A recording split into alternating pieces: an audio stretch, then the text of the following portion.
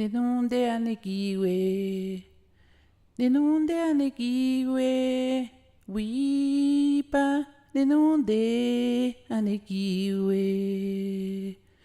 Ninunde anikiwe. Ninunde anikiwe.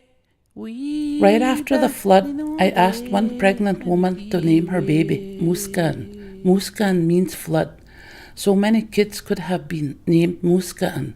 So many Mooskaahn kids were born displaced in almost 8 years. People who were kids when they were displaced are coming back with babies. The 2011 man-made flood diverted water from Winnipeg and Port La Prairie into our homes at Little Saskatchewan First Nation. Most people were forced to evacuate away from their home. The reserve didn't even look the same after the flood was over. Like everywhere it looked like we lived in a swamp. A long time of pain and hurt.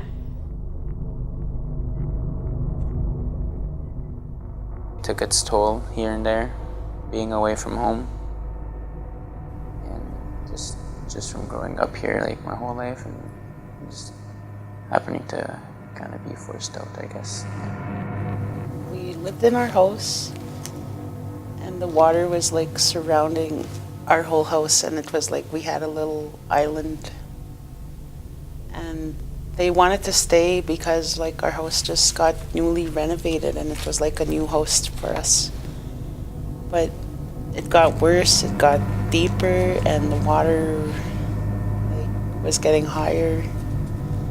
And then I forced them to leave, and we moved out we used a canoe to like move. We just took like our clothes, our blankets, and we pretty much just lost everything. It was hard because we were all separated and we wanted to like make sure they were safe, and we wanted them to stay off the community because it was like hard to come here. You couldn't really drive anywhere. There was people getting stuck all around, and we got too lonely for each other. And that 1 year we must have moved at least 10 times. Moved our stuff to another house, and then we couldn't stay there because it was too moldy, and like you could just smell the mold when you walk in. It was really hard to try and stay there because of that, and it wasn't home. Like everywhere we went, we knew that it wasn't our place, it wasn't where we wanted to be, I guess. And we need our homes, we need to be together, and we just need to put our family back together. Vera Anderson and her family moved to Fairford, a nearby community. She wanted to be close to home. When we had to move, we had to leave everything.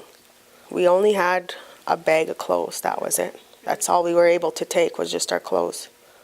My dad's house was like surrounded by water. It washed out the road because I was living with my dad at the time. And then when we had to move from there, I went to my mom's, and that's when we were told we had to be evacuated because I was pregnant at the time, and my dad said because the road was being washed out and everything, and that I wasn't able to stay there, that the house was being condemned, and I had to find somewhere else to stay. So I moved to my mom's, and that's when they said that the whole reserve was being evacuated. And even with that was hard because I already had my 2 boys plus 1 on the way, and they had us in a little camper. When we first moved here, they didn't have nothing. They didn't have nowhere to play, nothing to do. We still stuck it out. They had hay bales around our trailer at that time, and it was so cold. I had a newborn. It is sad on them. Like even them, they miss being at my dad's and waking up with him every morning. Like everybody I talked to about that were affected by the evacuate, like being flooded out and everything, it was hard, and it is hard. Like all our stuff that was at my dad's, someone had actually moved into my father's house. Like After all the water was gone, they moved in there and started cleaning up and threw out everything. So now I was left with nothing. My father told me, oh, there's some evacuee payment thing. I've never received anything. I put my name in there, put whatever I lost in that house. Never got nothing. The river and stuff, I'm scared for my kids to go near it because there was quite a few deaths there already. Like there, they didn't want dogs. They're constantly bugging me to get rid of my dog. I told them, no, why should I? That's my family. Because I want to be around my family. Like all my cousins and everybody that lived out here that I used to go visit, they're all gone. I guess I miss my dad too, quite a bit. Since he's been evacuated, he's lost his leg, he broke his hip. He went through 2 heart attacks. Well, 1 mild heart attack and 1 severe where he had to get his surgery and all that.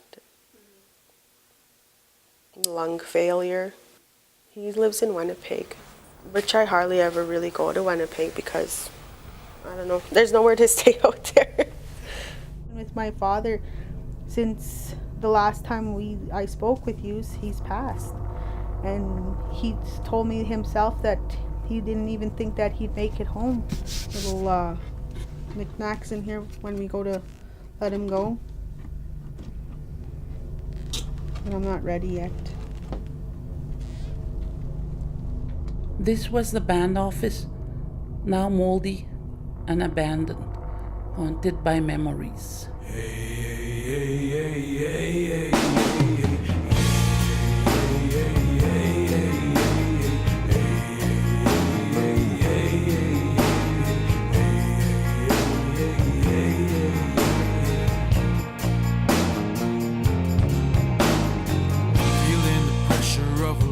Felt lesser, lost in the ground, colonized and aggressive. Thoughts in my mind became my own oppressor. And if you're feeling this, it probably upsets you.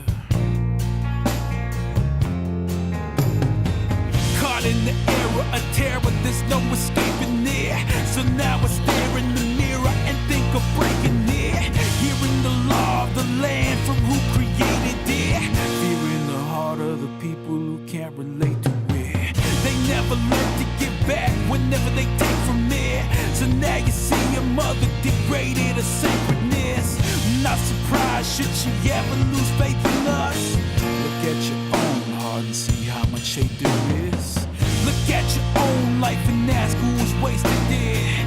Look at your own land and see who's forsaken it. Speak in your own tongue if you ain't ashamed of it. Welcome to my world, it's only a taste of it. Bet you never thought you'd ever see the day, huh? They on the ground, got them buzzing like a chainsaw.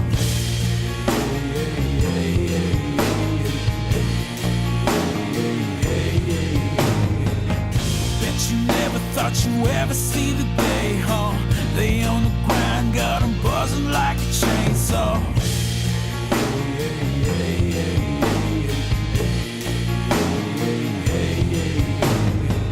When I was young, I was worried about some dumb shit. Where I was from, there was drama over nothing. Far from the drum culture was not part of consumption. Under the thumb of the government's corruption. This ain't our system, man, but they won't listen, man. They need some yes man to sign some papers when negotiations come to take whatever's left. They put the pages down just side beside the X. We're losing medicines, the water will be next. What about the languages fading from east to west? They are a part of this land, something we must protect. But we lost sight of that in favor of neglect. Damn, the heart of the river, man. I feel so dispossessed. Man, it's hard to deliver when you feel so disrespected. I've been trying to be civil, and it hasn't worked just yet. It hasn't worked just yet, but it's not over yet. Bet Bet you never thought you ever see the day, huh? We on the rise, got us buzzing like a chainsaw.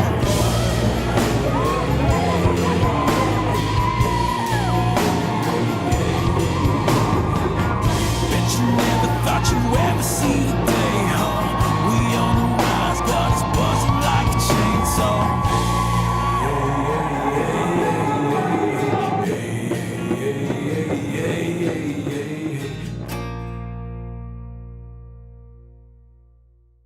Out there, I used to graze my cattle in here, in this whole area. We used to even cut hay here at times. The hay was plentiful, and now it's all strictly, mostly just marshland, and you can see the pond back there. It would take years to get it back into its normal state. From hay prairies, now it's all completely full of marshland. All the fences are ruined here. Can't keep no more animals here either. It's complete waste. The shitty thing about it right now is that we're stuck in overcrowded houses because we have no housing really on the reserve right now. And the house that I was living in was good, but then it's not good anymore because of the mold, I guess, because there's too much moisture coming from underneath the house, and now my house is. And my little boy got sick, so then we had to stay with my parents. And me and my little family are stuck living in my parents' house right now. And emotionally, it's like it's bringing a lot of stress to me and my family. Like, it's just chaos in that house right now, crowded into a little 10 by 10 room to have all of their belongings in that one little room, and to be living there with 13 people and under one 3-bedroom house right now is pretty crazy. Where there's one family staying, there's 4 of them. There's my son Farron, my son Waylon, Javian, and his 2 kids. Candida and her baby. The 2 that's 14. And then my baby that's 15. And me and Albert is 17. So mostly there's like 17 of us in the house. They sleep here on the floor, and all the kids their stuff because it's so crowded. They have no place to put their stuff.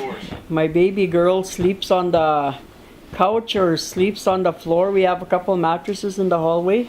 It's like my dad is stressed and my mom is stressed and everybody's just stressed out there. It's just chaos. It's overcrowding. Their moms are gone to a swimming class. They have a swimming class at the school. That's what they're doing right now. They're making star blankets for them. So the program we're doing today is a 6-week expectant parent program. It's not only for the moms, but also for the fathers. We have different learning in each week. And then at the same time, each of them are making a blanket so they can have when their baby arrives.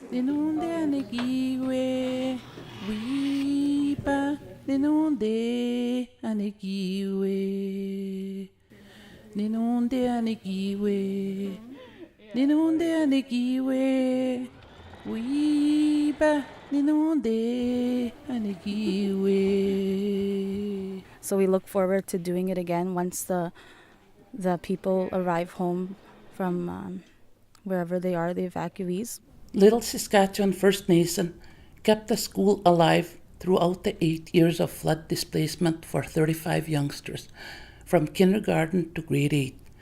But there is no secondary school, so young students had to travel long distances every day to get to school or move to Winnipeg, almost 300 kilometers away. These kids being away from family added stress and risks of depression, suicide, drugs, alcohol, teenage pregnancy, gangs, and dropping out of school. Fresh 18, I guess, just moving out and how to be independent and how to stay focused on what they need to. So definitely the Aboriginal Center was a really big help for me. I think about all the kids who were babies and that were born over there, And when they only know the city life now as it is. And when they come back, they're going to experience what they call culture shock.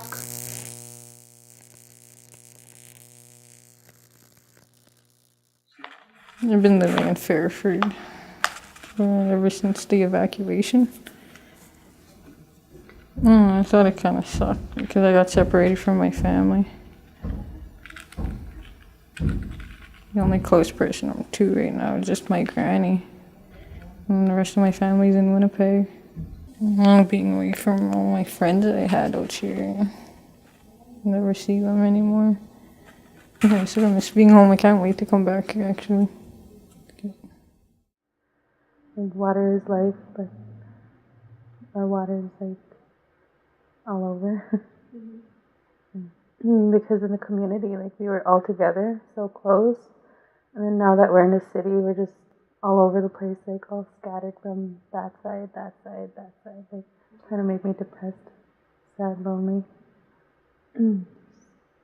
A lot of, just made me frustrated.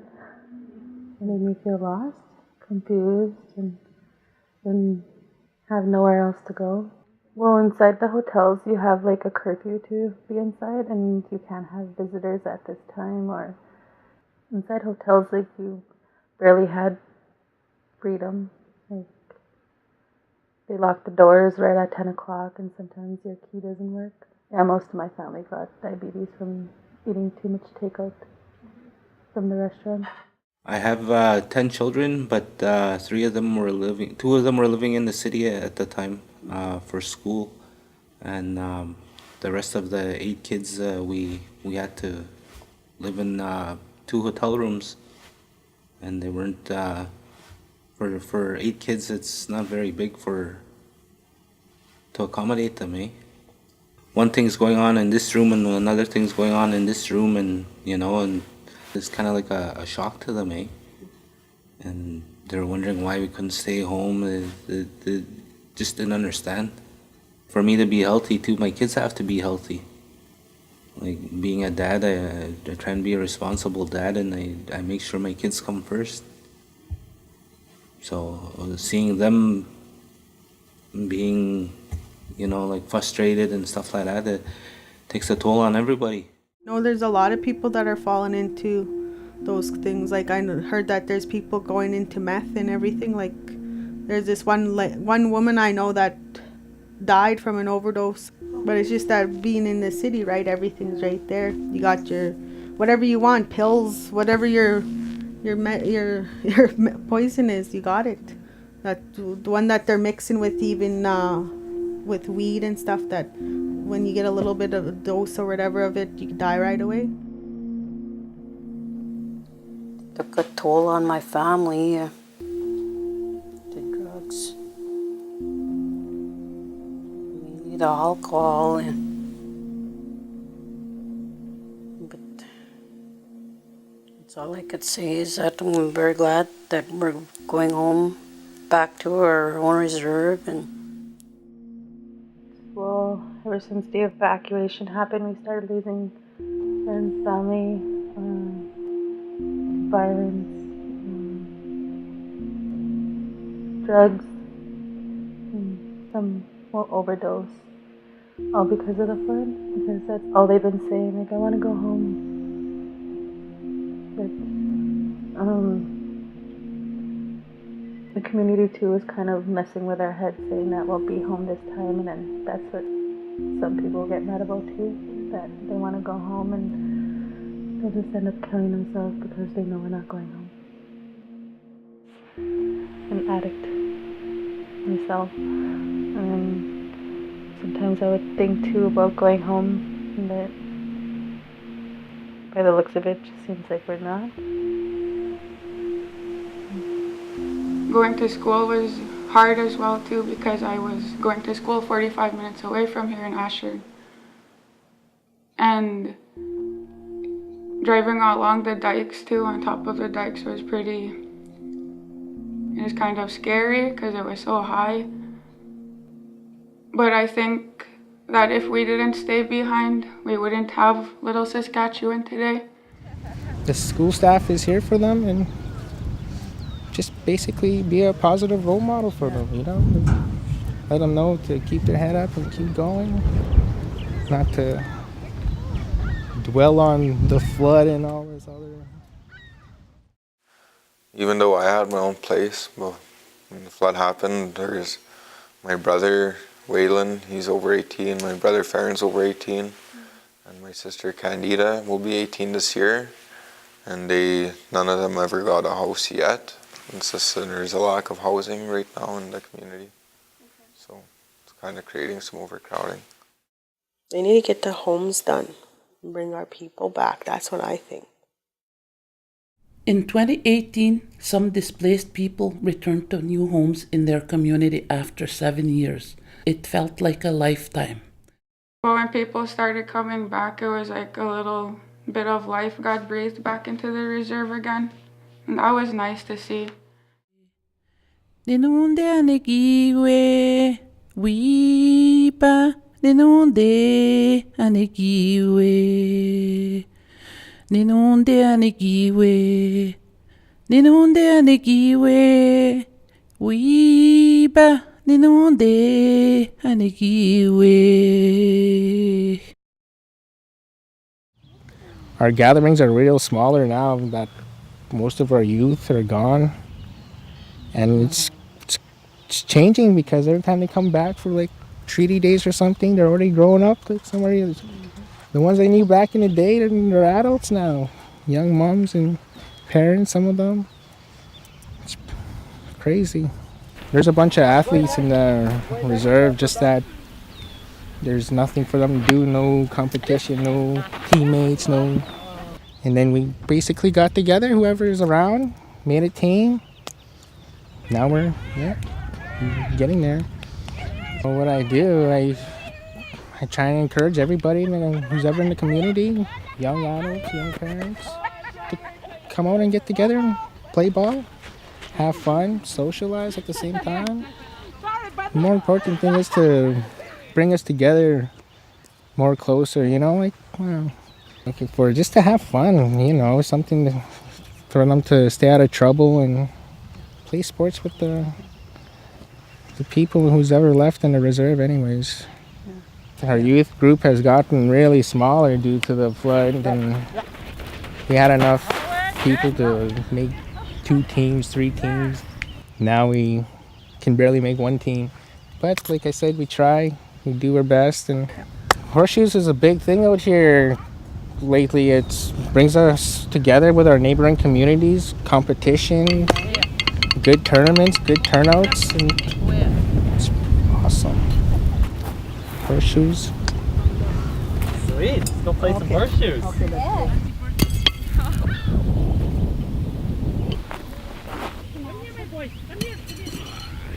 Cover it, Aaron, cover it. Oh. 4 points.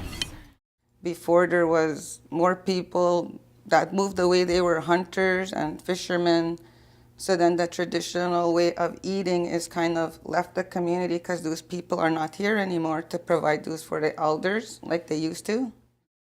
Used to eating their wild meat and everything out here and eating fish and everything all the time. And then when they live in Winnipeg, they don't really have access to those kinds of your old healthy ways of living, so. It's hard to see a doctor in Ashern, so if anything's wrong with any of us, we just mostly go to emergency in Winnipeg. Ashern, they not always have a doctor there, or Ericsdale. That's why I said we go to Winnipeg if we do get sick, because it's like, okay, you're going to see a doctor, you're going to get seen, they're going to check you out. They're not going to just say, oh, here's a couple pills, take these, you'll feel better, go home. You know, like when you go to the city, then they check you thoroughly and they find out what's wrong with you and they tell you. This whole thing, all the money that they're spending on us for being evacuated for 5 years, I think it would have been less money than what they were spending. If they would have just gave us what we wanted, give us our land, give us our homes. You know, we're not the ones that told them to flood us out.